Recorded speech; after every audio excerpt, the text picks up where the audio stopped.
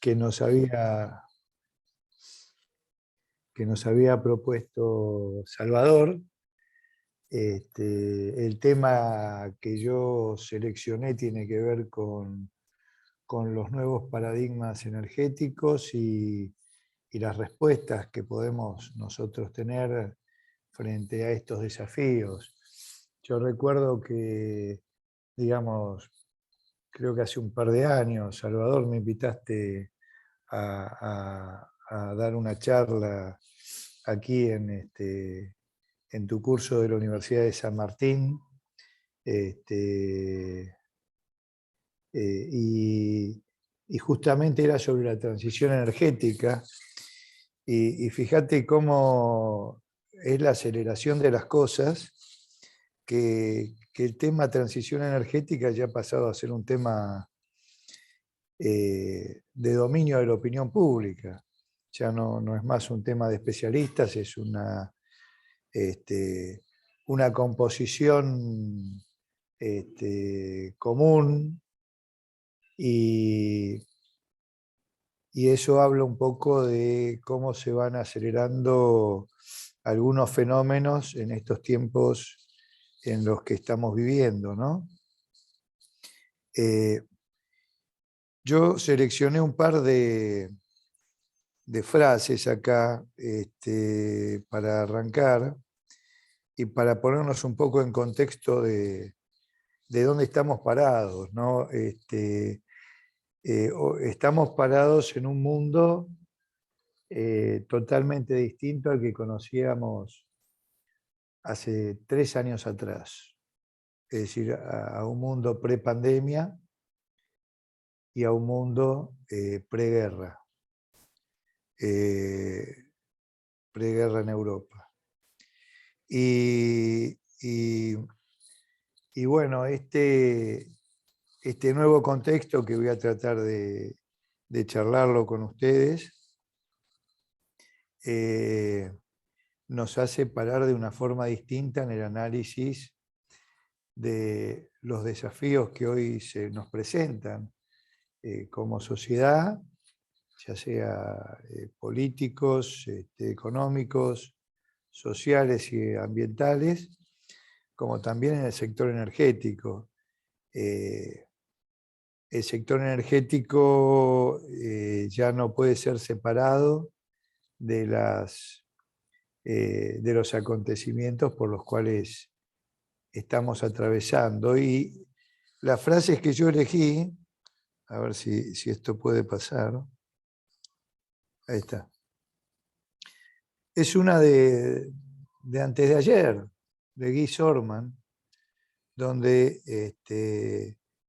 él dice que es un filósofo y pensador francés reconocido, donde dice que es inútil que se niegue, pero que la guerra de Ucrania se ha transformado en un conflicto mundial, en un cambio de la geopolítica y del pensamiento económico y energético muy,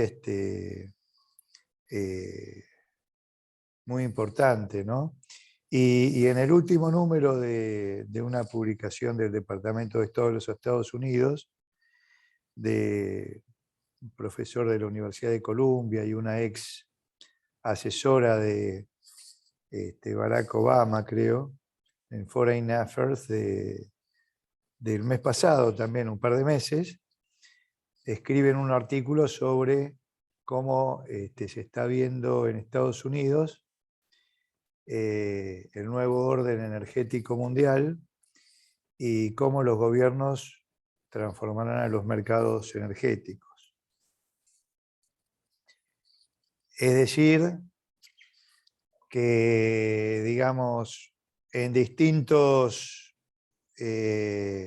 lugares, en distintas geografías, se percibe una época conflictiva de cambios profundos. Los temas que hoy priman en el pensamiento del sector energético tienen que ver con la seguridad de abastecimiento y con la transición energética. Y esto es consecuencia de justamente lo que les comentaba antes, de la guerra entre Rusia y Ucrania y de las distintas reacciones que esta guerra produce en distintos lugares del planeta. En primer lugar, la vulnerabilidad de Europa frente a su condición de región importadora de petróleo, de gas y de carbón. En este gráfico podemos ver que casi el 40% del gas que consume la Unión Europea, de 27 países, proviene de Rusia, el 20% del carbón y el 25% del petróleo, incluyendo productos petroleros. Y acá con el tema del petróleo me detengo un minutito para señalar una, digamos, una novedad geopolítica en el mundo de la energía y del petróleo, que es la constitución de una organización ampliada de países exportadores de petróleo. Ya vamos a ver cuáles son los países que se suman a la OPEP y cuál es su importancia, ¿no es cierto? Hasta la constitución de esta nueva organización, la OPEP dominaba el 70% de las reservas probadas mundiales de petróleo. Esta nueva organización concentra el 85% de las reservas mundiales de petróleo. No solo eso, sino que además representa casi la mitad de la producción mundial de petróleo. Y con estos volúmenes tienen palabras decisivas en el comportamiento del mercado petrolero internacional.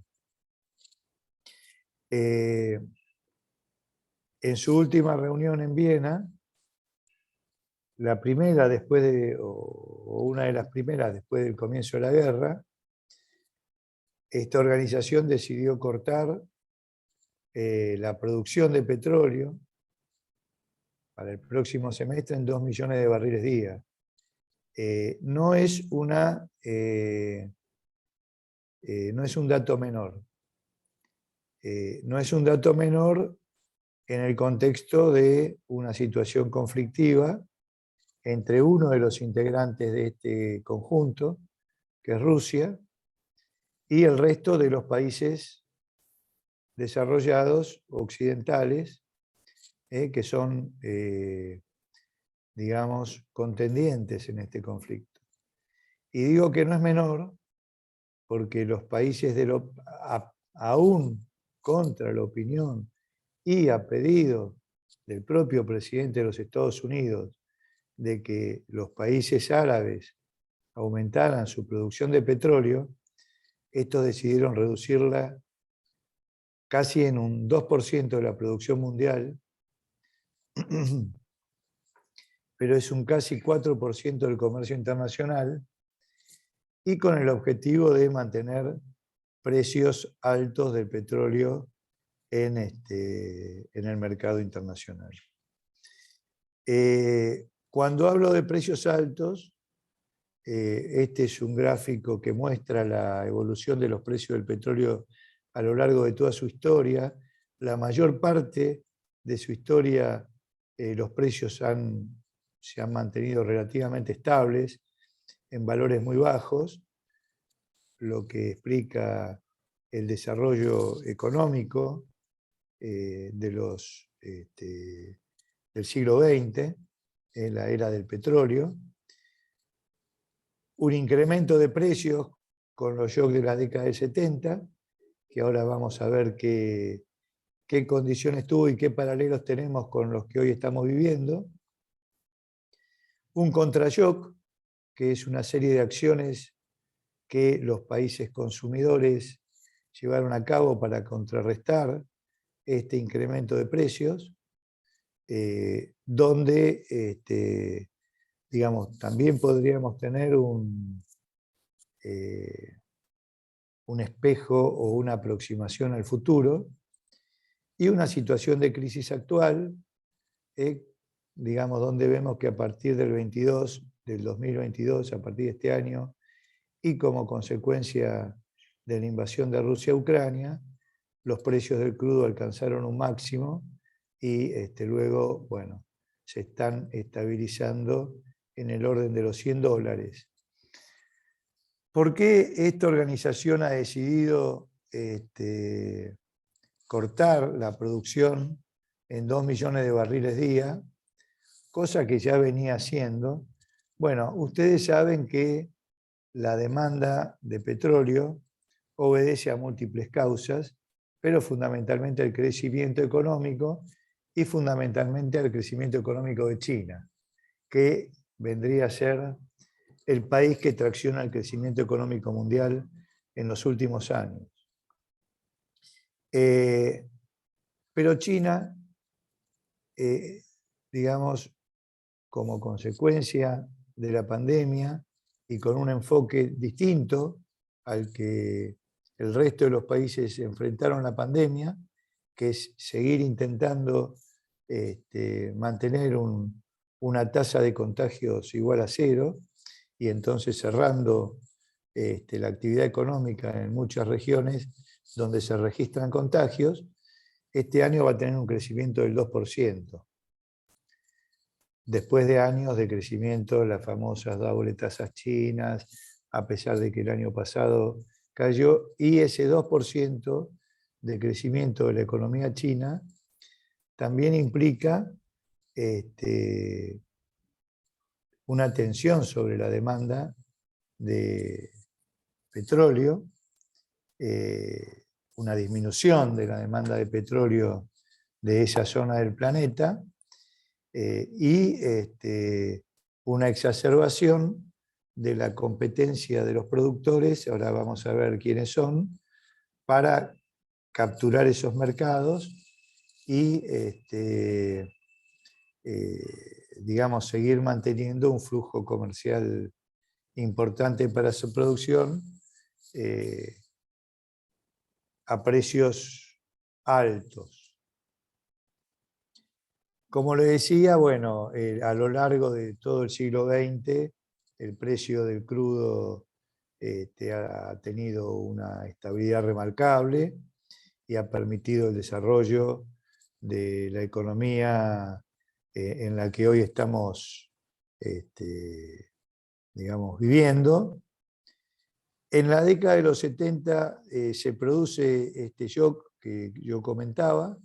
Las consecuencias económicas del shock, o lo que sucedió en ese momento, fue una gran inflación. Ustedes se acuerdan que los años 80 del siglo XX fueron calificados por los organismos multilaterales como la década perdida, gran inflación, auge de los petrodólares y del sistema financiero internacional, pero al mismo tiempo los precios altos alentaron sustituciones, y entonces entre los años 70, 80, 90 se verifica la mayor incorporación de generación hidroeléctrica de la historia, el desarrollo de la nucleoelectricidad, la aparición de nuevas fronteras petroleras en el Mar del Norte, en el Golfo de México, en el offshore profundo. La última gran incorporación, el presal de Brasil, la penetración del gas natural en la matriz energética mundial, en sustitución de muchos usos que hasta entonces eran usos cautivos del petróleo, fundamentalmente, y a partir de la década del 90, la penetración del gas natural en la generación de energía eléctrica a partir de los la nueva tecnología de los ciclos combinados, y el desarrollo y despegue de la tecnología de producción de biocombustibles. Esto en el caso de la oferta. En el caso de la demanda, un gran impulso a todas las políticas de eficiencia energética, con distintos matices. Por ejemplo, en la Unión Europea y en Japón, con una fuerte regulación de parte de los estados para mejorar la eficiencia, disminuir la intensidad y mejorar la productividad. Y en el caso de los Estados Unidos, con fuertes incentivos de mercado que produjeron también efectos muy positivos, y por lo tanto la intensidad energética en esas regiones cayó sustancialmente, pero la consecuencia de ello, o ello fue consecuencia de este pico de precios, que no vamos a profundizar porque se produjo, todos ustedes lo saben, y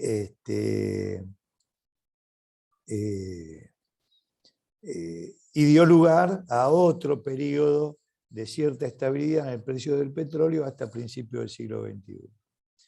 Principios del siglo XXI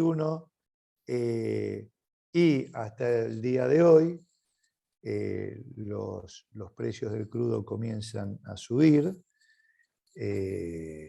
como consecuencia de la desfinanciación en los países productores para la construcción de infraestructura de superficie. La estabilidad, esta estabilidad que marcaba acá de los precios, también son parte de una estructura económica, ideológica, que dio lugar a la prevalencia de las fuerzas del mercado sobre las regulaciones del Estado en todo lo que tuviera que ver con las industrias de redes. Es la época de las privatizaciones, de la segmentación vertical del sector eléctrico, energético en general, generación, transporte, distribución, privatización, competencia. La Unión Europea hace de la competencia un paradigma fenomenal, y también empuja a las naciones, a los países miembros a sumarse a esta nueva, digamos, a este nuevo modelo. Pero, bueno, este nuevo modelo comienza a quebrarse, primero por un motivo, que es el motivo del calentamiento global. El cambio climático, ¿qué es lo que produce? Produce respuestas industriales en muchos casos y de muchos países. En especial, yo diría, Alemania y China. ¿Cuál es esa respuesta? Y donde Alemania arrastra al resto de la Unión Europea, bueno, en los paquetes verdes que impulsan el reemplazo de los combustibles fósiles por energías renovables, y también mucho impulso a todo lo que son biocombustibles y a todas aquellas formas de producción de energía eléctrica que no emitiera gases de efecto invernadero, con excepción de la energía nuclear. China ve la oportunidad también de un fuerte desarrollo industrial en estas nuevas tecnologías, pero en el caso de la Unión Europea empiezan a aparecer algunas señales que empiezan a cuestionar el modelo de los años 90, y fundamentalmente porque el desarrollo de las energías renovables se da en un contexto de un mercado subsidiado, separado del mercado de competencia. Es decir, la electricidad producida por la energía eólica y solar en los países, digamos, que empiezan a adoptar estas tecnologías, se paga con un sistema de feed-in tariff. Es decir, se fija una tarifa y, por fuera del mercado, y esa tarifa fuera del mercado, digamos, permite que los proyectos sean muy rentables y el desarrollo de las tecnologías, pero al mismo tiempo colisiona con la estructura del mercado, sobre todo un mercado spot, que fijaba precios a el costo marginal de corto plazo, y como el costo marginal de corto plazo de estas nuevas fuentes de energía es cero, la masa de energía que se va introduciendo en el mercado a un costo marginal cero baja el precio del spot y hace inviables o poco rentables las nuevas inversiones en proyectos térmicos, ni que hablar de centrales nucleares, etcétera, que tienen otro, digamos, concepto. Entonces, estamos frente a dos mercados, y esos dos mercados tienen que ver con, digamos, dos concepciones distintas. Una concepción liberal, década de los 90, con fuerte contenido de combustible fósil, y una concepción nueva, más regulada, apalancada por las fuertes advertencias desde los medios científicos de la inviabilidad, de la continuidad de la vida futura en el planeta si se siguen emitiendo gases de efecto invernadero, con las consecuencias climáticas eh, que se advierten. Entonces, tenemos una nueva etapa de crisis financiera, la primera, la famosa crisis financiera de los bonos subprime, y la crisis de la guerra, que levanta, acá, digamos, tenemos una media aproximada de precios en distintos momentos, y entonces, bueno, de aquí sacar alguna conclusión, o no conclusión, más bien preguntas, que nos llevan a pensar si esta nueva situación de los mercados energéticos nos llevan al fin de la globalización y de la liberalización de los mercados y al regreso de los nacionalismos, y del cuidado del suministro en cada uno de los países, el papel de la transición energética y el cambio climático, y si se repiten, digamos, los efectos económicos que se advirtieron en la década de los 70, que tienen que ver con la fuerte inflación que hoy estamos viendo en el mundo, la sustitución, pero esta vez, digamos, con muy fuerte énfasis en las nuevas fuentes de energía no convencionales, como se llaman, o las renovables no convencionales, onshore, offshore, eólica, fotovoltaica, y en la lucha contra el cambio climático y los compromisos que los países vienen asumiendo, y cómo eso continuará en esta situación de crisis, ¿no? Continuará. Cómo se incrementará la ambición de la reducción de emisiones, cómo se canalizará el financiamiento hacia el mundo en desarrollo para que puedan adoptar estas nuevas tecnologías, y en definitiva, bueno, cuál será el resultado de este objetivo de disminuir las emisiones y, digamos, en el enunciado, llegar a un futuro en el año 2050, 2060, 2070, como ustedes quieran, según el país, según el compromiso, según la región, con emisiones netas cero.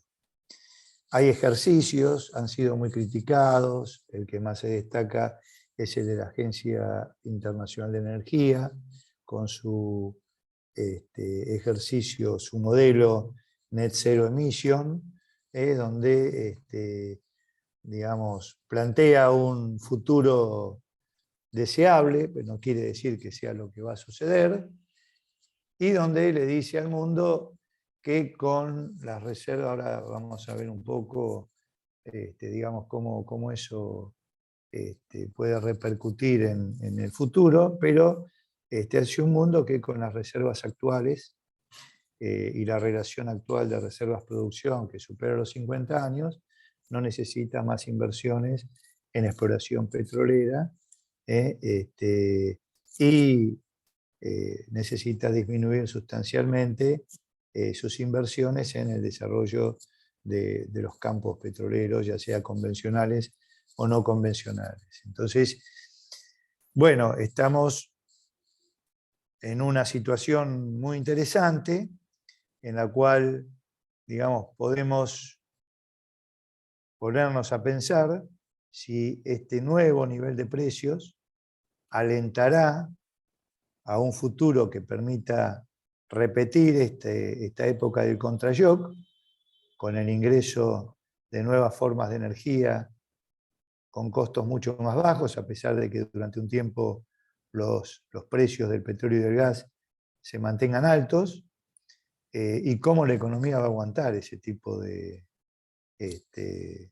digamos, de tensiones y de desafíos. Hoy estamos viendo que Europa, bueno, esto ya es más consecuencia de la guerra que de otra cosa, pero que Europa ha, digamos, ha recomendado a su población fijar los termostatos en este invierno en no más de 18 grados.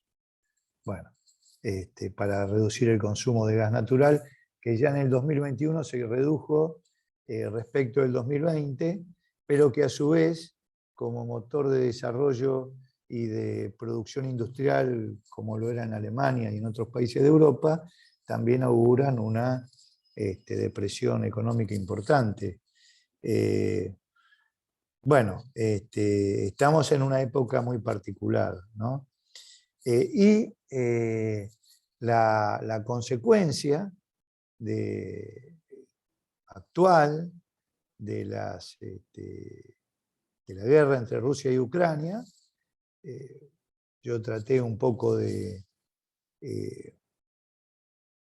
graficarla en una lucha por los mercados en el cual Europa está severamente perjudicada.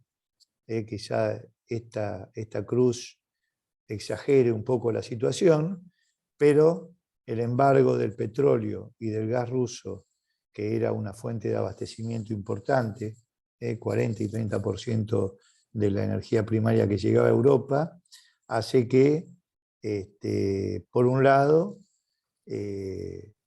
otras regiones del planeta, y fundamentalmente Estados Unidos, corra a través del GNL, pero también derivados de petróleo, etcétera, al rescate de Europa Occidental, pero sin poder alcanzar los volúmenes que Europa Occidental traía de Rusia, sobre todo de gas natural. Con lo cual la Agencia Internacional de Energía hoy nos está diciendo, sí, miren, los almacenamientos de gas en Europa están llenos, pero no sé si van a llegar a fines de enero. Con lo cual hay que reducir un 30% el consumo respecto del año pasado. Ya los edificios no se van a iluminar, y una serie de comodidades que existían en el continente, bueno, van a tener algún problema. Pero, ojo que acá tenemos un gran productor, primer productor mundial de petróleo y de gas, que intenta ganar este mercado con GNL. Hay que ver en cuánto tiempo y con qué velocidad. consigue socorrer las necesidades europeas. Para este invierno pareciera que no lo va a conseguir.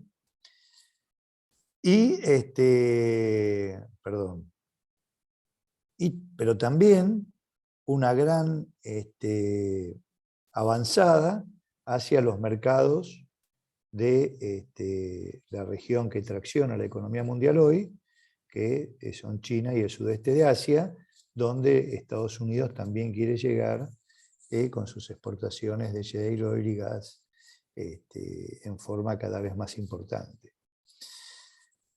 Ahora, este mercado del sudeste de Asia y de China está contestado por dos regiones que eran casualmente las que le comentaba que formaban parte de esta nueva organización llamada OPEC+, que es Rusia y Medio Oriente.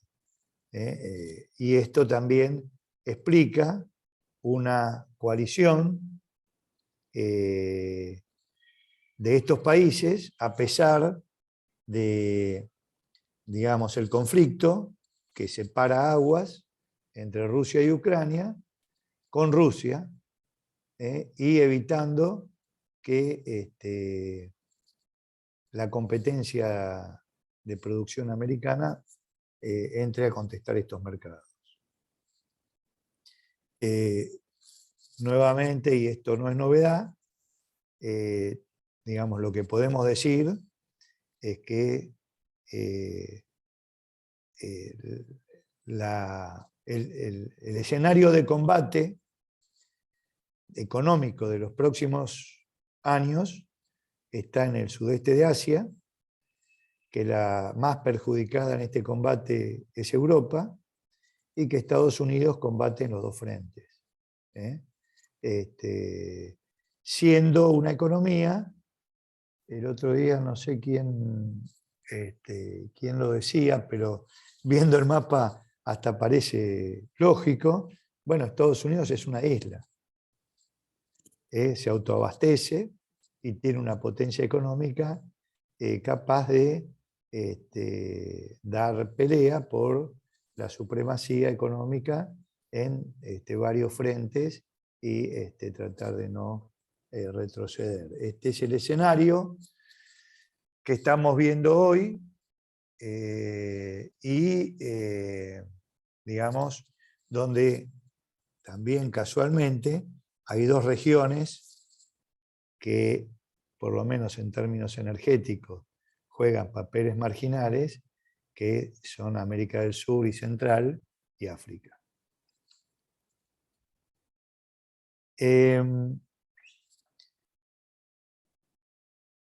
Con la problemática del cambio climático, hubo una ligera esperanza en el año 2020, porque fíjense que acá a la derecha, abajo, se ve que en el 2020 las emisiones de CO2 se redujeron, la mayor reducción de la historia, pero eso, digamos, fue producto de la pandemia, no de un cambio de fundamentals en el mercado energético, y las emisiones del 2021 ya son récord histórico, y en el 2022 van a superar al 2021 como consecuencia de la digamos, recuperación económica por un lado, pero también la situación conflictiva que se vive en el mundo. Lo mismo podemos ver aquí en cómo han reaccionado o cómo ha reaccionado el abastecimiento de energía primaria por combustible. Fíjense que el petróleo, cuyo mercado cautivo es el transporte, en el 2020 cae casi un 20%, pero se recupera parcialmente en el 2021.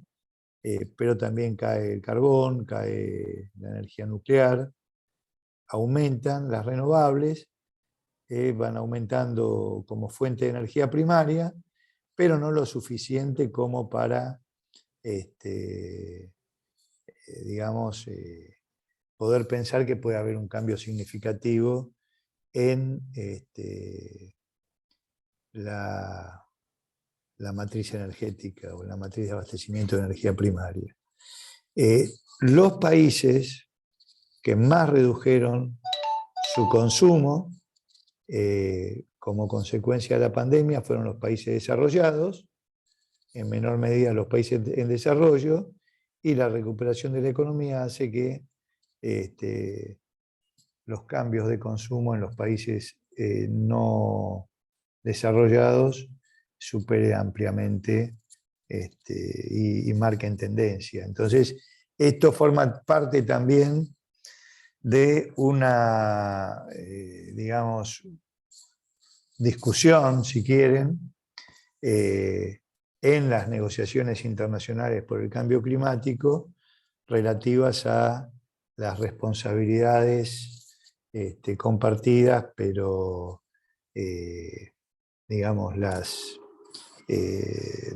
primarias de los países que son los que más gases de efecto invernadero han emitido en la historia y que, digamos, nos ponen en los umbrales de una situación climática complicada. Pero este comportamiento de los consumos, y que se dan fundamentalmente en China, India y sudeste de Asia, pero también Brasil, Sudáfrica, etc., también producen la respuesta de decir, bueno, sí, yo soy responsable de los gases que se han alojado en los últimos 100 años, pero ustedes son los responsables de los gases que se están alojando y se alojarán en los próximos 100 años, y por lo tanto acá el esfuerzo tiene que ser común para evitar una situación,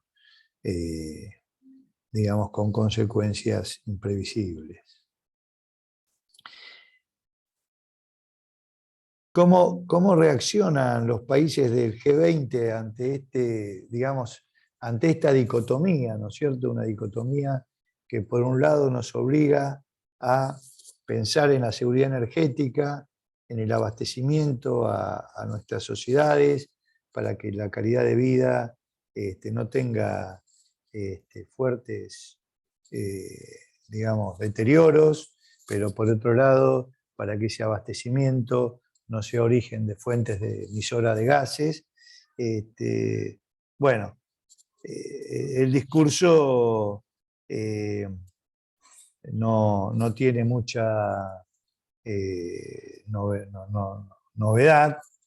En la última reunión del G20 en Indonesia hace poco, que es preparatoria de la COP27 que se va a realizar en Egipto, sobre la cual yo tengo serias dudas del éxito de esa reunión, dadas las condiciones de conflicto y la grieta, por retomar una palabra muy conocida para nosotros que hoy presenta el mundo.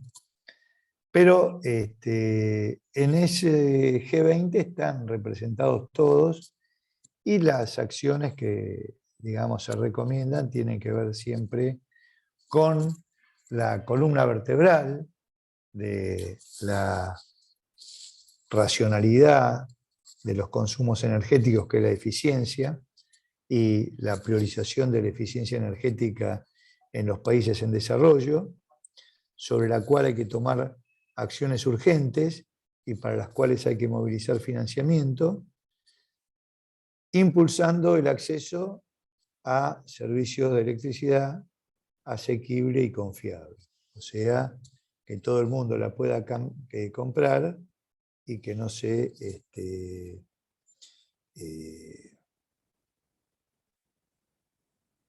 y que no se interrumpa. Y en este sentido también para esta reunión la Agencia Internacional de Energía plantea un modelo compatible con su escenario de emisiones netas cero, pero al año 2030, no cero al 2030, sino, digamos, el camino que recorrería ese escenario, hacia el 2050, donde plantea la neutralidad carbono, pero cuáles son los números hasta el 2030, donde ve un crecimiento de la economía mundial cercano al 40%, una reducción de la demanda final de energía, es decir, crecer con menor demanda, es un desafío fenomenal, en todos los sectores menos la industria. La industria incrementaría su demanda en un 10%. El principal destinatario de las medidas de eficiencia energética es el sector terciario, la parte de los consumos residencial y comercial, edificios, que hasta ahora han sido muy poco abordados.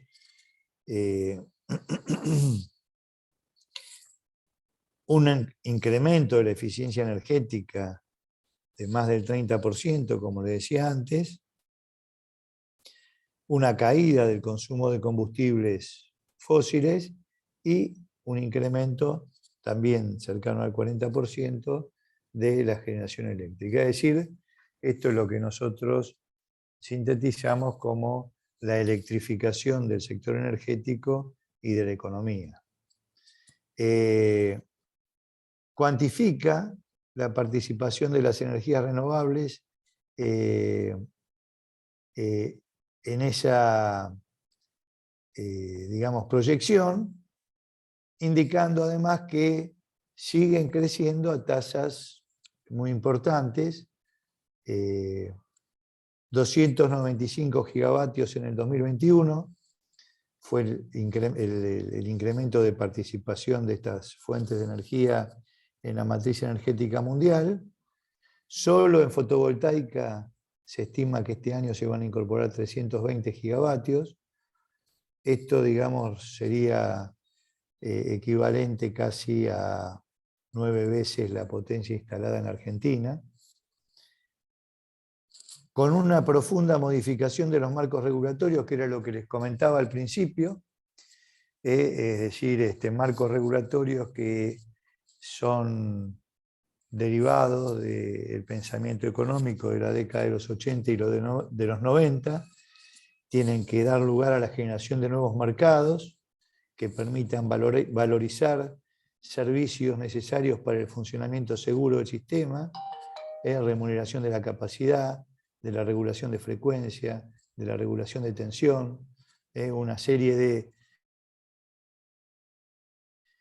incorporaciones a la teoría económica y un desafío el sistema o los mecanismos de formación de precios que prevalecía hasta fines del siglo pasado. Y la seguridad eléctrica pasa a ser un asunto transversal de la economía, ya no pasa a ser un tema exclusivo del sector energético, sino que pasa a ser, como siempre lo fue en realidad, pero cada vez con mucha mayor intensidad, al electrificarse muchos más usos que tienen que ver con el desarrollo y la innovación tecnológica en todas las esferas de la economía, como beneficio de la diversificación. Y por otro lado, estar preparados y poder ofrecer respuestas a las crisis energéticas mundiales que probablemente se vayan produciendo con mayor frecuencia y sean más agudas en los próximos años. El G20 dice que el petróleo y el gas va a seguir teniendo una participación significativa durante las transiciones, lo cual es absolutamente lógico y en realidad, digamos, pensándolo de una forma matemática, si asumimos que el 80% de la matriz energética mundial, el 78% son fósiles, bueno, uno no puede pensar que en 10 años van a pasar a ser el 12, o el 15, o el 20. van a recorrer un camino donde van a seguir teniendo una participación significativa, lo cual no quiere decir que en un futuro no muy lejano esa participación vaya disminuyendo hasta ser marginal. Que es hacia donde apuntan estos compromisos de emisiones netas cero. En este contexto, y siguiendo con participación significativa de estos fósiles, las inversiones en infraestructura tienen que tener en cuenta cómo esa transición se va a producir. Hay que recordar que existe lo que se llama un efecto lock-in, que implica que todo lo que hoy construya y que incentive el consumo de fósiles va a continuar, digamos, en pie, por lo menos durante el periodo de amortización de esas obras, para poder recuperar esas inversiones. Es decir, si hago un gasoducto, ese gasoducto tiene que tener un periodo de amortización de 25 años, lleno de gas, que tiene que ser consumido en los distintos sectores de la economía. Si decido hoy hacer el gasoducto, si decido no hacerlo, puede ser que tenga problemas en el abastecimiento energético, y estos son los equilibrios que habrá que evaluar en los momentos del desarrollo de planes para el sector energético para los próximos 10, 20, 30 años. Lo mismo pasa con las autopistas, que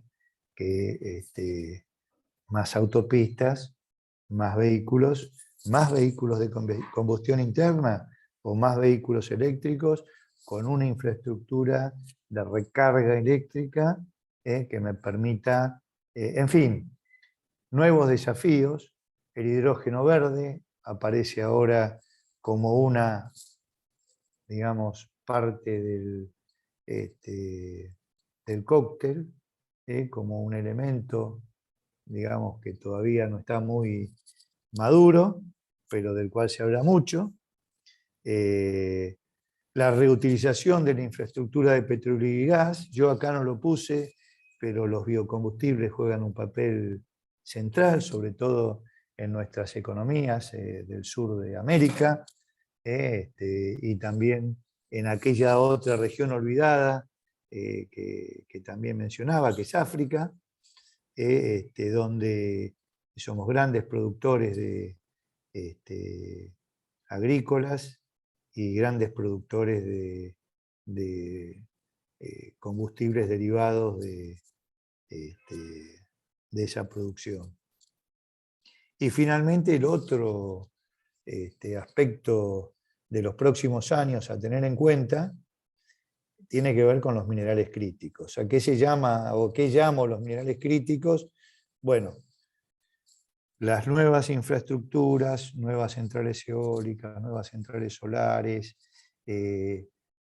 todo lo que tiene que ver con tecnología informática, con inteligencia artificial, etcétera, etcétera, etcétera, se fabrica a partir de una serie de minerales críticos que están mucho mejor distribuidos en el planeta que el petróleo y el gas, por ejemplo, pero que de todas formas no dejan de generar una preocupación geopolítica respecto de la explotación de esos minerales, entre los cuales, por ejemplo, sí, nosotros hablamos mucho del litio, también otra serie de minerales que se usan para la fabricación de chips, etc. Y para el sector eléctrico, el cobre, pasan a ser objeto de preocupación en un escenario de planificación energética, porque, digamos, yo no puedo separar un plan energético con incorporación masiva de, digamos, electrónica y de máquinas renovables sin tener en cuenta los minerales críticos con los que voy a construir esa infraestructura, y de dónde van a venir, y cuál va a ser el costo. Esto forma parte de toda una preocupación que deberíamos incorporar a nuestro menú del planeamiento energético. Argentina. Acá voy a mencionar unos resultados de algunos trabajos que estamos haciendo en el marco de un proyecto que se llama Decarbus, que es impulsar la descarbonización y encontrar mecanismos habilitantes para la inversión, etc.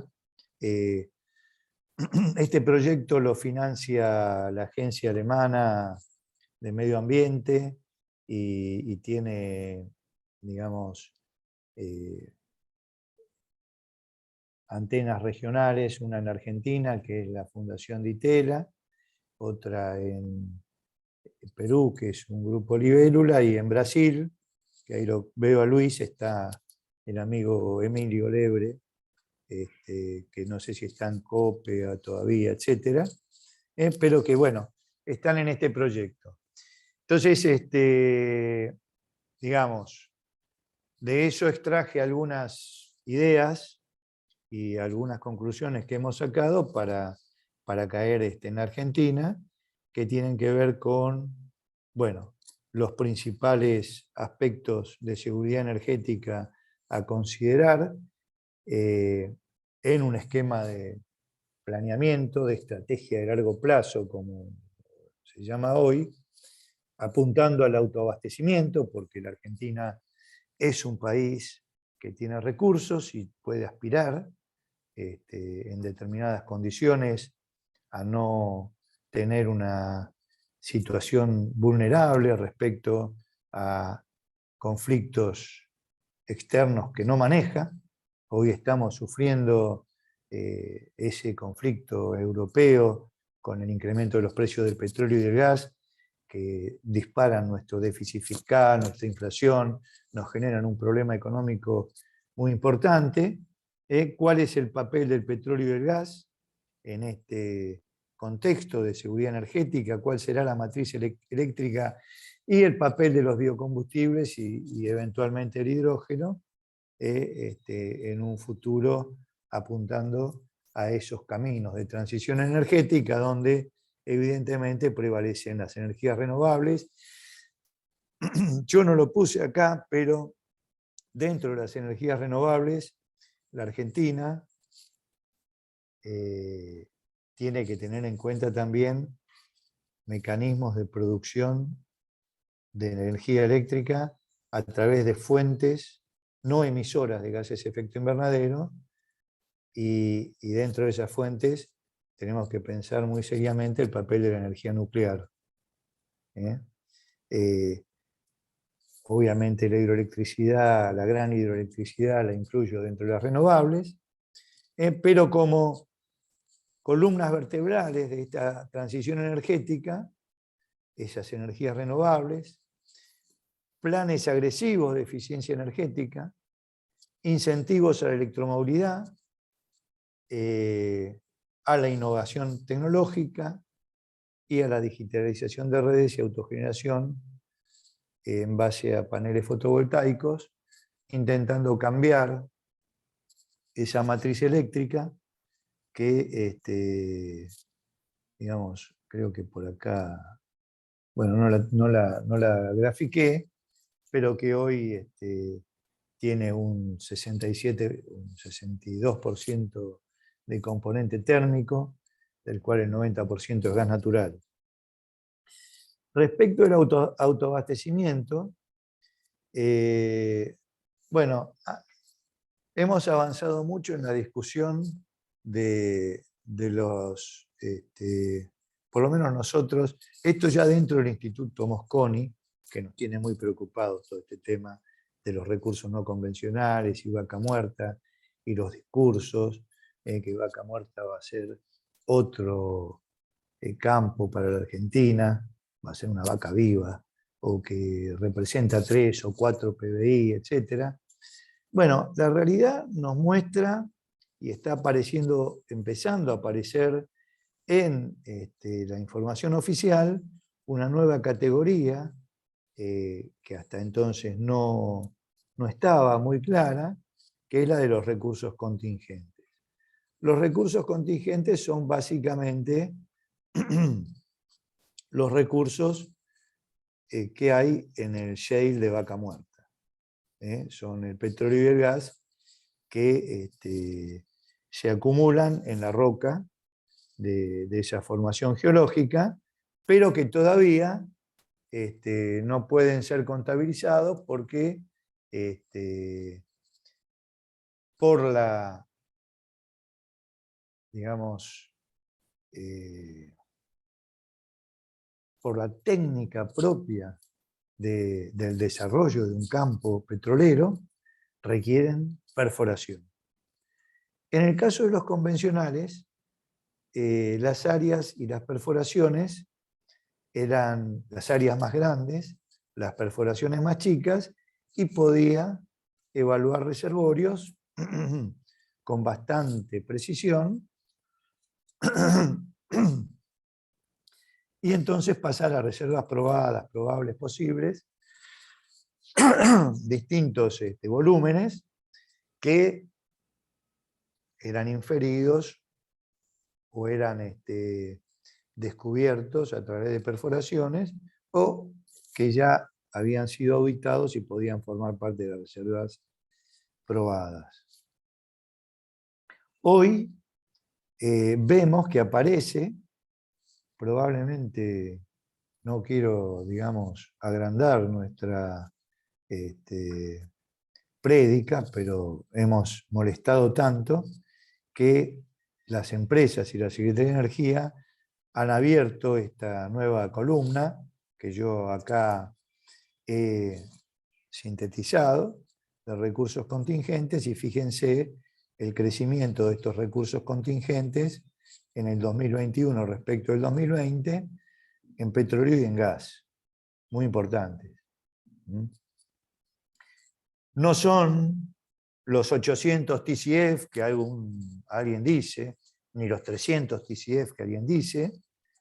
Hoy, si sumamos todo esto y lo consideramos como reserva probada, no alcanzaría para llenar un caño de 40 millones de metros cúbicos día y garantizar durante 20, 25 años ese abastecimiento, pero dan una indicación de que en Vaca Muerta hay tareas prospectivas alentadoras y que hay que multiplicar la inversión para que estos recursos contingentes puedan pasar a ser reservas probadas y para que yo le pueda decir a mi amigo Luis, que tengo ahí enfrente, que yo le puedo exportar a Brasil durante 20 años 20 millones de metros cúbicos que tengo acá ya dentro de las reservas probadas.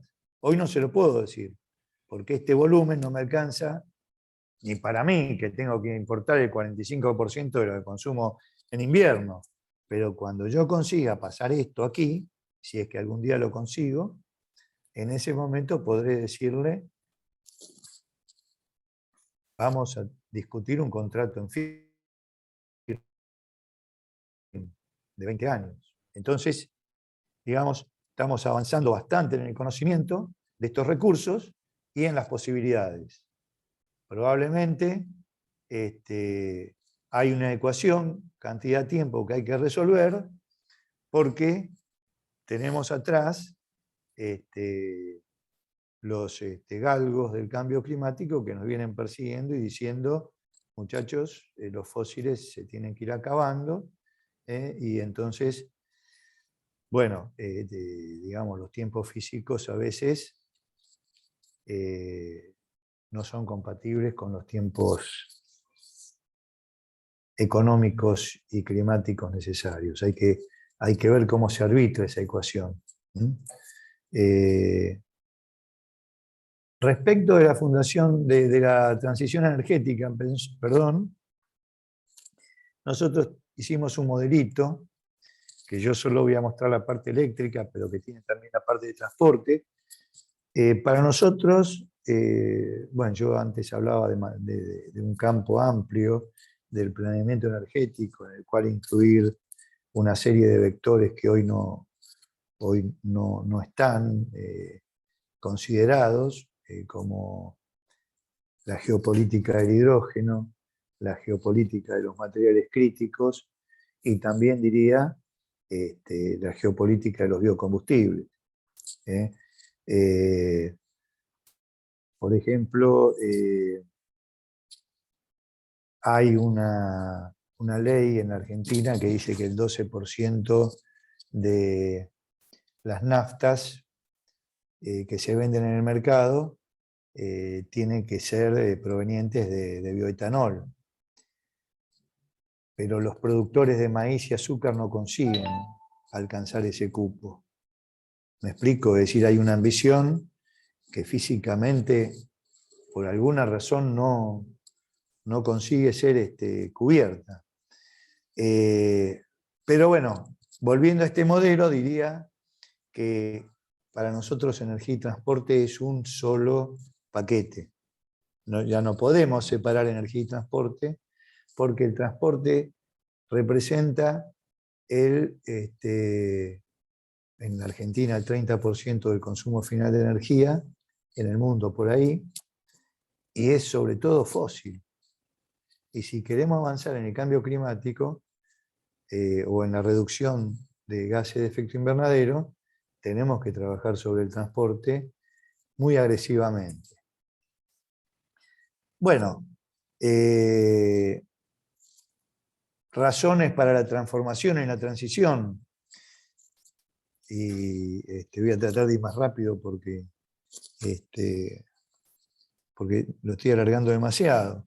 Está bien que hay fundamentos éticos que hablan de las generaciones futuras y de la conservación de los ecosistemas, pero hay argumentos más fuertes para justificar una política de Estado hacia la transformación. Las obligaciones internacionales, el impacto, bueno, el acceso a los mercados, hay una tendencia muy fuerte a medir la huella de carbono de todos los productos industriales, agrícolas, y a penalizarlos por esa huella de carbono en el comercio internacional.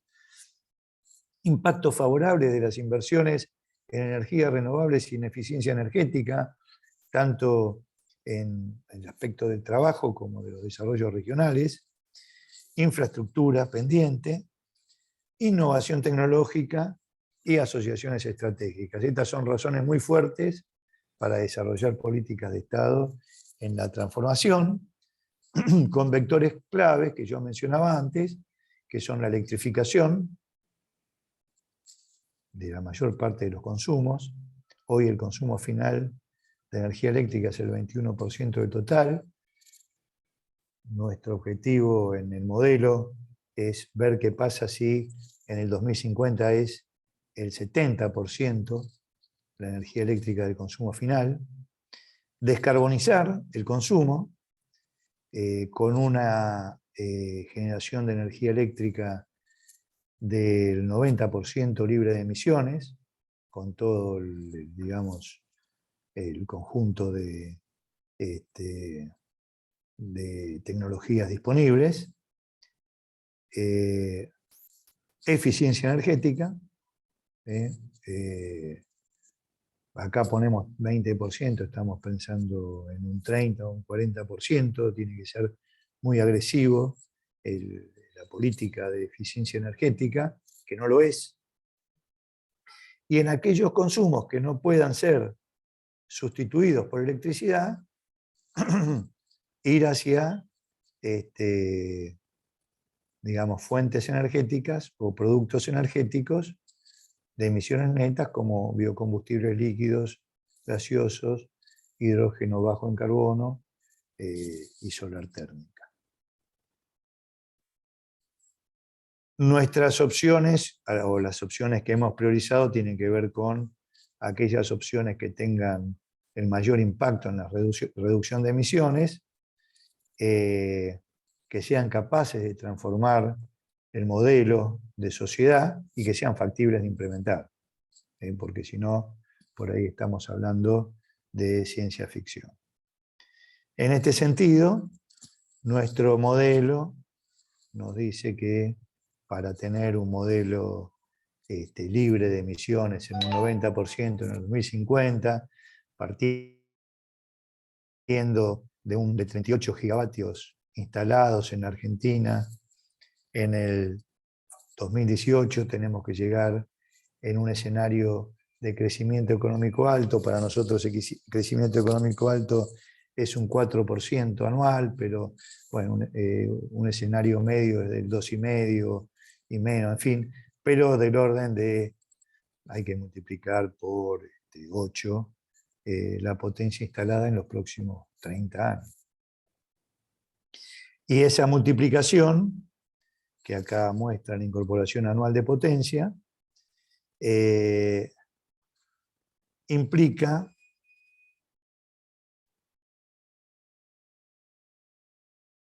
una participación por fuente del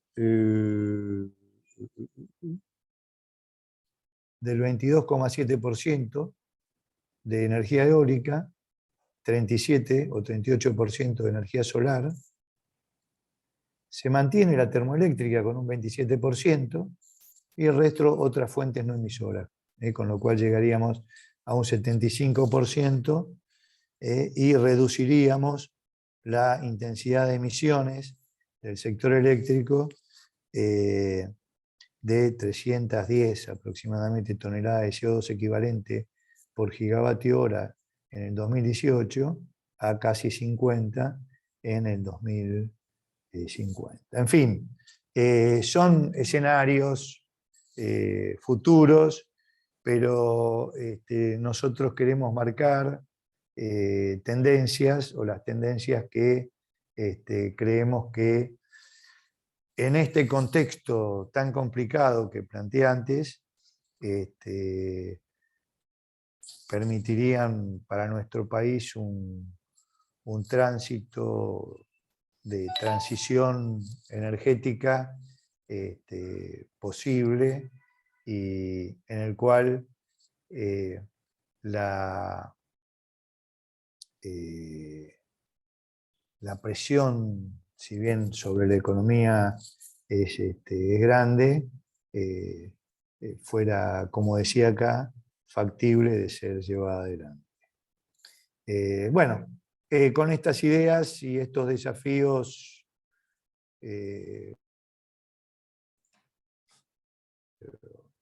termino mi charla y quedo, digamos, abierto a todo el debate que podamos tener. Muchas gracias, Gerardo. Bueno, les pido que abramos los micrófonos, por así le damos un aplauso, en primer lugar, por la linda charla a Gerardo. Gracias. Y bueno, y abrimos para preguntas. Si levantan la mano o abren el micrófono directamente.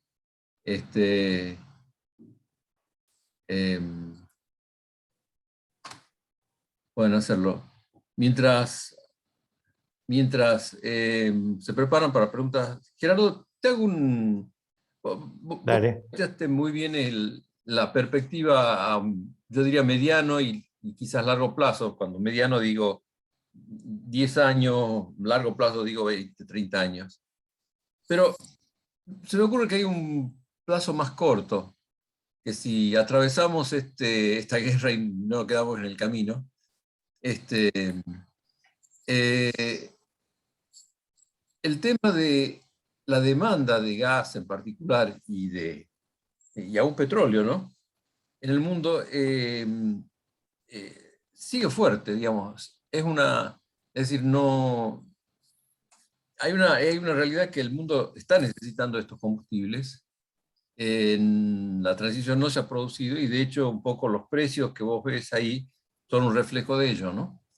En ese sentido, ¿cómo un país como Argentina, que tiene reservas o recursos por lo menos, ¿cómo puedo aprovechar esto? Se me ocurre que tenemos una ventanita de tiempo de que quizás dentro de los próximos 10, 20 años, y cuando digo exagero quizás tal, pero digamos 20 años, es el último tren que tenemos para tomar, digamos, en que podemos Sí, poner en valor estos recursos.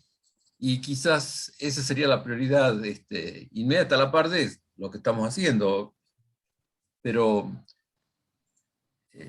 sí, mira, yo te contesto sintéticamente en función de lo que hablé antes, ¿no? En primer lugar, salir del discurso de que nos vamos a salvar con el gas y con Vaca Muerta. Salgamos de ese discurso y entremos en el discurso de conocer qué es lo que tenemos, qué es lo que yo te decía antes. Bueno, ¿cómo pasamos esos recursos contingentes que hoy aparecieron, que el año pasado no estaban, a reserva probada? Ahí ya voy a saber que tengo la plata en el bolsillo y no en el aire. Después que sé que tengo la plata en el bolsillo, tengo que saber cuánta plata tengo. Y si esa plata me sirve para autoabastecerme. Es decir, para reemplazar las importaciones que hoy nos están pesando mucho. En tercer lugar, después de autoabastecerme, o por lo menos reemplazar importaciones, ver si me sirve para llegar a los países vecinos, en forma continua y confiable. Y en cuarto lugar, si tengo tiempo, si puedo llegar al mercado internacional. Todo esto son tiempos. Es decir, uno dice, bueno, hacer una planta de liquefacción son 5 años. Bueno, en la Argentina hace 25 años que estamos haciendo el gasoducto del NEA y no lo terminamos. Pero son 5 años, dicen. ¿Cuánto tiempo me lleva conocer lo que tengo en el banco para alimentar la planta de liquefacción? No lo sé. Tengo que ir viendo año a año. Y esto dejárselo a las empresas, que son las concesionarias. No cargarnos nosotros como, digamos, sociedad, una tarea que las empresas pueden llevar adelante perfectamente. Lo que como sociedad el sector público le tiene que pedir, y como concedente, es que me diga, muchachos, ¿cuántos recursos contingentes tienen este año? ¿Cuántos pasaron aprobados? ¿Cuánto es posible? ¿Cuánto es probable? ¿Qué proyectos tienen? ¿Cuánto van a producir el año que viene? ¿Van a llenar un gasoducto? ¿No lo van a llenar? Yo creo que es una cantidad de preguntas que hay que hacer desde la sociedad y que nos tiene que responder el sector privado.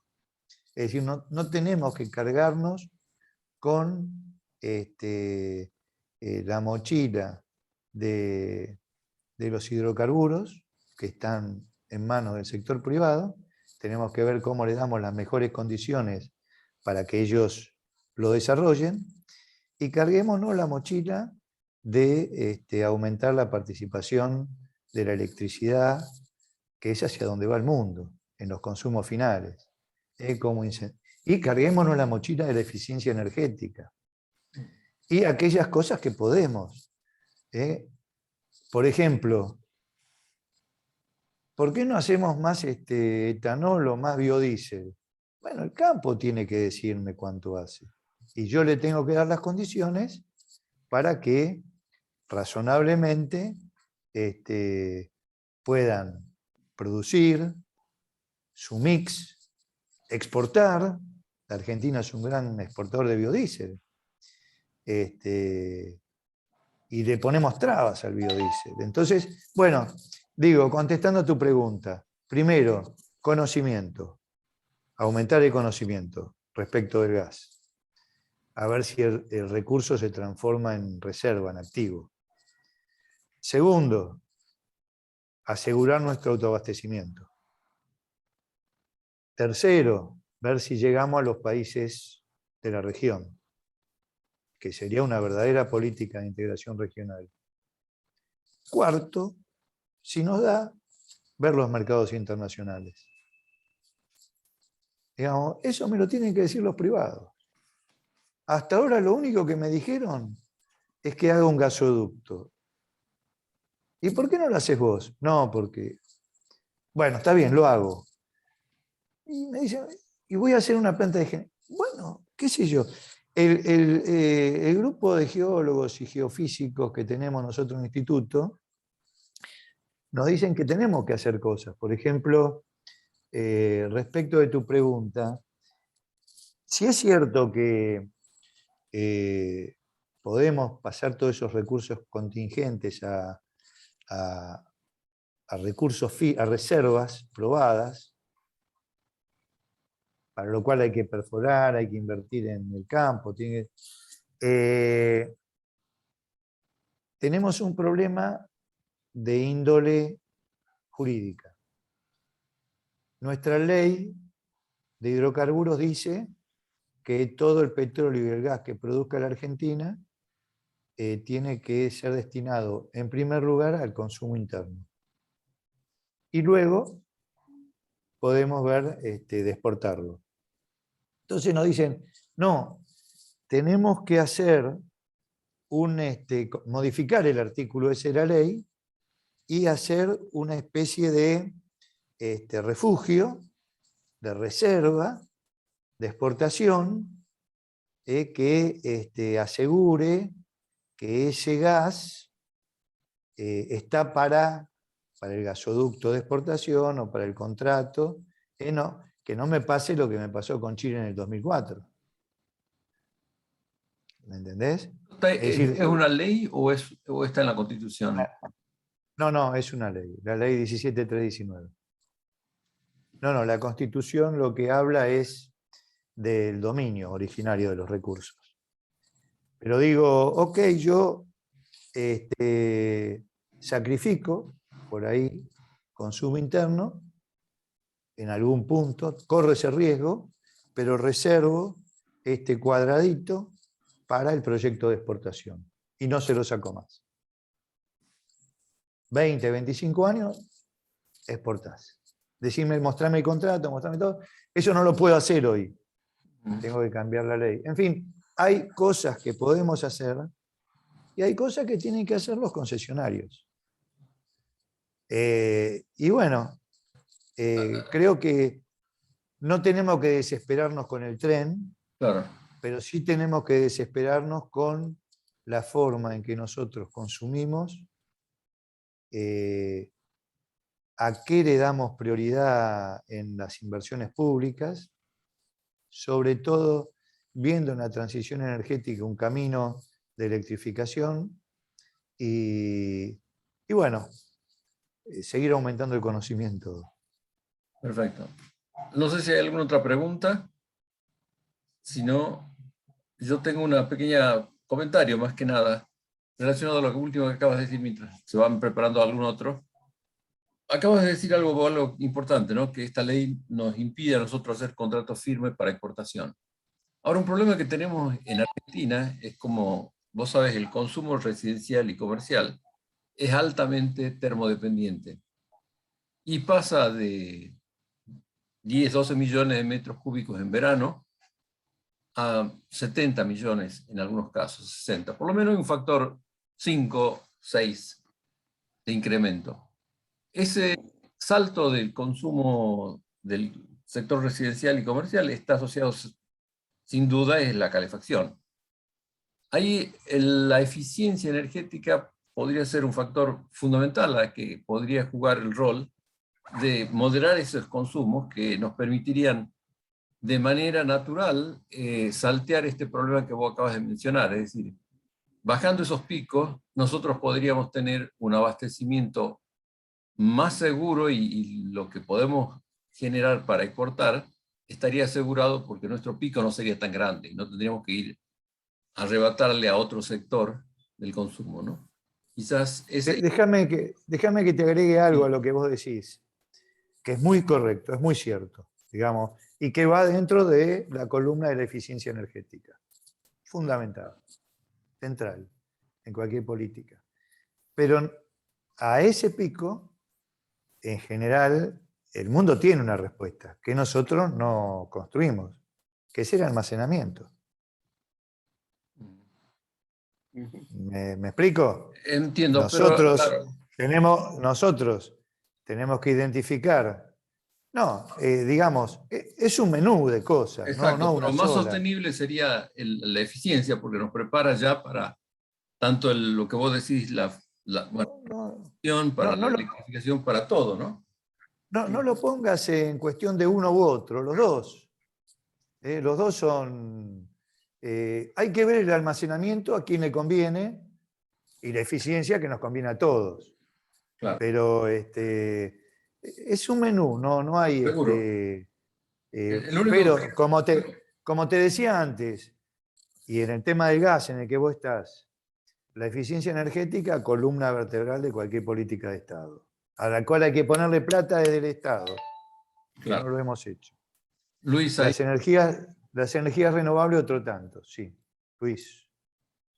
Bueno, yo dejé un mensaje de agradecimiento por la interessantíssima introdução e discussão que tu, um privilégio, Gerardo, de gusto, não? Gracias, Foi Luis. um gusto. Gracias, Salvador, por essa oportunidade. No, bueno, gracias, bienvenido. Eu comparto casi todo o que decís muito respetuosamente. Tenho algumas pequeñas divergências com o que decís. Primeiro, quisiera, no en una provocación, mencionarle la experiencia de un brasileño que vive una configuración, como sabes, muy diferente. Aún así, me parece que, como lo mencionaste muchas veces, la electromovilidad, la electrificación, esa es una tendencia que tiene algún sentido, alguna razón, pero impone una evaluación amplia. De hecho, lo que estamos haciendo es una abertura del mercado para la introducción de tecnologías producidas ajenamente o es algo que de hecho trae beneficios. O sea, evaluar si la conversión energética de un combustible para electricidad y luego de electricidad para movilidad tiene sentido, hacer una análisis energética completa. Hemos hecho alguna cosa así en Brasil y, como sabes, no voy a esconder mi preferencia por las renovables, los biocombustibles. Entonces, el vehículo que menos emite CO2 por kilómetro hoy día es un Corolla Cross híbrido utilizando etanol. Son 20 gramos. Entonces, son tecnologías más accesibles que no dependen de minerales críticos. Como, creo que eso es algo que hay que poner en la pauta. Hay un investigador español excelente, profesor Antonio Valero, que escribió un libro llamado Tanatia, no sé si conoces, Gerardo, que recomiendo. No es muy nuevo, que él observa que hay un horizonte más cercano que uno imagina de agotamiento de reservas críticas de minerales que son cruciales para muchas aplicaciones en nuevas fuentes, inclusive eólica y solar. Bueno, entonces la electrificación debe, por supuesto que tiene sentido, pero en un marco de eficiencia y reconocimiento de los límites. Hay muchos usos que a la electricidad no lo convierten más eficiente necesariamente. ¿Ok? Y eso es algo que estoy estudiando. El tema de hidrógeno es otra sirena, ¿no? Yo estoy como un consejero aquí en Itajubá, estamos implantando lo que es, hasta donde conozco, el más importante laboratorio de hidrógeno en una universidad brasileña. Un soporte importante de los alemanes, un laboratorio con un hidrolizador de 200 kilovatios y para producir una cantidad de hidrógeno interesante, un compresor de 900 bars, bueno, en todo un sistema de manejo de fuel cell. Pero cuando uno calcula con cómo se debe hacer. La oportunidad, la economicidad no es para los próximos 10 años. Estamos en el comienzo de un learning curve y yo no pondría el hidrógeno como algo en los... Hay soluciones muy más a mano, muy más sensatas. Comparto absolutamente la importancia de la eficiencia energética, es todavía algo por promover en nuestros países. Brasil olvidó este tema.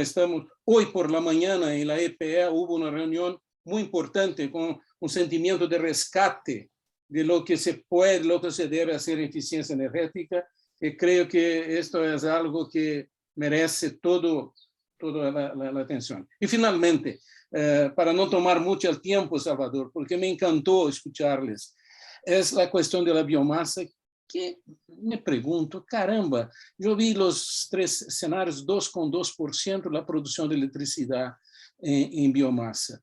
Con el uso de la lejía negra, con el uso de los de bosques cultivados, silvicultura y todo. Bueno, en Brasil, la biomasa es la segunda fuente luego de la hidroelectricidad. Es muy importante la biomasa para generación de electricidad en Brasil. Imagino Formosa, Misiones, ya no hay posibilidad de incrementar la producción de biomasa en bases competitivas. No entiendo límites en la producción de etanol. Inclusive, esa es una provocación, pero sincera. Hay una central térmica con turbinas LM 2500 en Brasil que utilizó etanol en sustitución al gas natural, porque, fíjense, el gas natural de Bolivia está terminando para Brasil. Entonces, ya se considera la utilización de otras fuentes de gas natural. Quizás sea de Argentina, Vaca Muerta, puede ser, pero el uso de etanol en las mismas turbinas que estaban quemando gas natural se puede hacer de una manera muy rápida la adaptación con ventajas en términos de eficiencia energética. La eficiencia de los equipos se incrementa en unos 2-3%. Y hay un track record bastante positivo. Así la RE dice que eso se puede dar, para darle una visión un poco provocadora de las cosas. Creo que esto es lo que más quisiera mencionar, y más que nada agradecerles por este privilegio de escucharle, Gerardo. Gracias. Bueno, es un gran amigo, Luis, así que te agradezco. Tus inquietudes son muy acertadas. Cuando yo digo que tenemos que trabajar sobre el transporte, digo que todo aquello que no se pueda electrificar hay que sustituirlo. Este tema de la electrificación del transporte en los centros urbanos, con modalidades distintas de uso, como por ejemplo transporte como servicio, compartido, en fin, cambia mucho todo el esquema mental, pero cuando hablo de transporte eléctrico estoy pensando en las ciudades grandes, que también pueden recibir, y por eso puse esto, vehículos híbridos, como vos mencionás, desplazando a los fósiles, perfectamente. Forma parte de un menú que tenemos que construir en Argentina. Entonces, no querría que se fueran con la sensación de que pienso que tiene que ser todo eléctrico. Pero muchas cosas tienen que ser eléctricas y para otras hay soluciones que también pueden ser importantes. Respecto a la biomasa, bueno, cada país es distinto, digamos, y tiene historias distintas. Vos mencionabas Formosa y Misiones, por ejemplo. Chaco, podríamos agregar. Ya no son lo que eran. La última vez que estuve en Formosa, parecía la llanura pampeana. Bueno. estaba deforestada para ganadería. Misiones Sí. no, Misiones todavía conserva parte de... Pero lo que quiero decir, la geografía de la Argentina, en las proyecciones que nosotros hemos hecho, no da para ser muy ambiciosos con la biomasa. No da. Pero hay que seguir estudiándolo porque es una, digamos, una alternativa. Sí. Con el hidrógeno comparto. Cuando yo puse lo del hidrógeno, lo puse en el sentido de lo que están haciendo ustedes en Itayuba. Estudiarlo. Porque hoy es un canto de sirenas. Así que, no, comparto plenamente lo que vos decís. Simplemente, digamos, en gran medida lo traigo a la Argentina a ver qué es lo que podemos hacer nosotros en un contexto mundial muy complicado. Sí, esto lo introduciste muy bien, muy claro, convincente. Quisiera solo agregar que es interesante ver, Gerardo, la diferencia de visiones que tiene Irena en Bonn y la gente de la AIE en París, donde se acepta un poco mejor la no electrificación al extremis, ¿no? Sí. Pero creo que lo tenés idea bastante correcta en esto, de acuerdo. La electrificación de la movilidad no impone el uso de baterías, ahí está. ¿De dónde viene la electricidad? Se puede discutir. El último comentario, la última observación es que para nada las reservas de gas natural son el último tren de este país que tiene una cantidad de recursos formidable. Seguramente ustedes, imagino que el INTA en algún momento deberá producir una evaluación más actualizada del potencial bioenergético del país, porque fíjense, la producción de etanol en Brasil produce una cantidad de vinaza. Esta cantidad de vinaza puede producir biogás en una cantidad equivalente a la cantidad de gas natural que estábamos importando de Bolivia. Esto era un recurso que no se conocía. Esto está avanzando mucho, la utilización de biogás en el marco de los ingenios. Gracias, Gerardo, de nuevo. A vos.